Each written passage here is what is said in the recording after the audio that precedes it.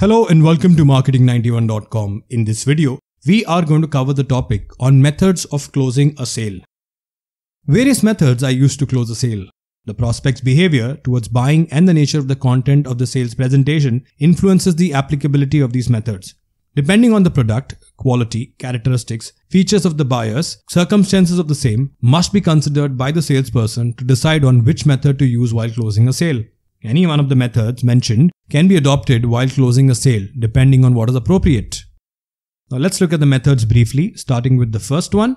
Simply ask for the order. The easiest and most straightforward method to close a sale is for the salesperson to ask for orders immediately after the presentation.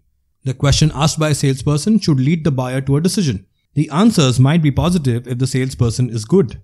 Second, summarize the presentation and ask for the order. In some situations, a salesperson cannot ask for orders straight away after the presentation. In such cases, when the opportunity arises, the selling points mentioned in the presentation must be highlighted, and then the order should be asked for or in a courteous and convincing manner.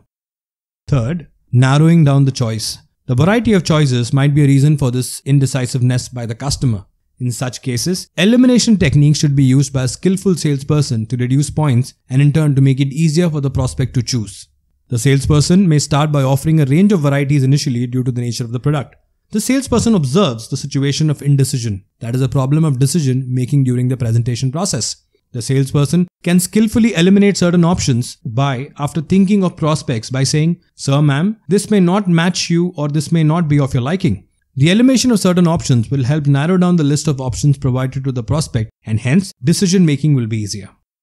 Fourth, action agreement. In some cases, it becomes impossible for a salesperson to ask for an order or summarize a presentation. If the range of product is not large, narrowing down the options given is also not feasible.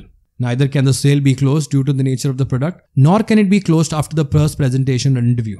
Action agreement is entered in such cases which culminates later or matures into a close.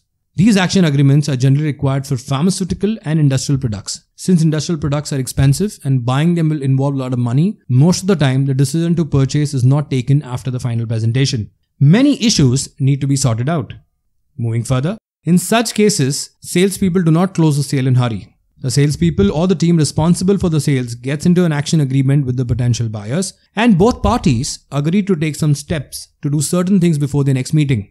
This is the case in many pharmaceutical products. In case of pharmaceutical products, the doctor who prescribes the medicines and the salesperson get into an action agreement. Timely follow-ups to pursue and persistent is what contributes to the final close. Sales should be closed at the appropriate time as many evaluated criteria as possible should be scored by the salesperson.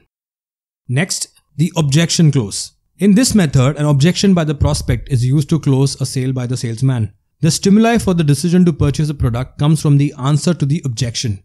When the presentation is progressing smoothly and the prospect asks a question that might hinder the whole presentation, the situation needs to be handled tactfully.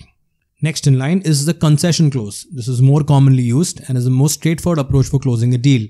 A final concession is given to close a deal. The concession acts as an inducement to buy the product. It is also called as inducement clause.